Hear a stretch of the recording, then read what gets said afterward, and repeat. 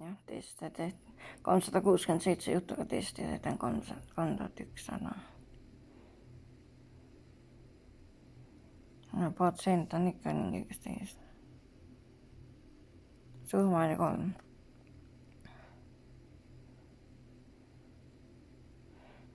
Juhitav lingamise on 1 juurde tulnud.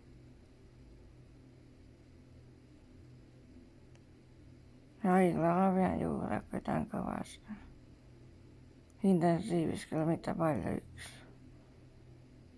Aga 418.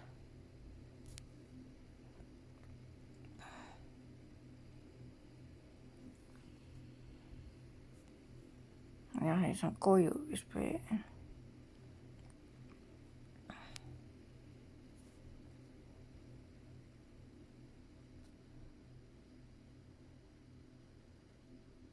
Sada 38 inimest oli Harjumaal, neist 106 Tallinnas.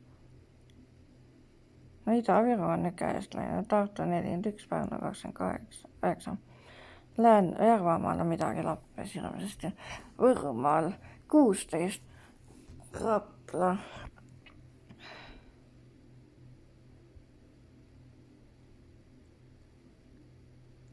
Raplamaal on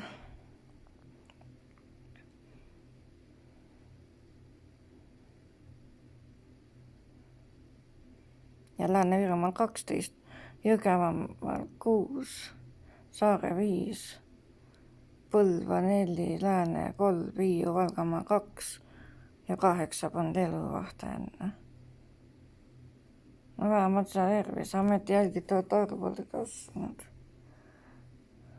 Aga näed, haiglas kukub pärast vähem, 25 inimest võeti uut.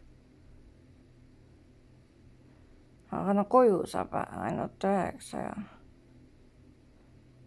Aga surmad on noorem, 90-aastane naine, 74-aastane mees ja 73-aastane naine.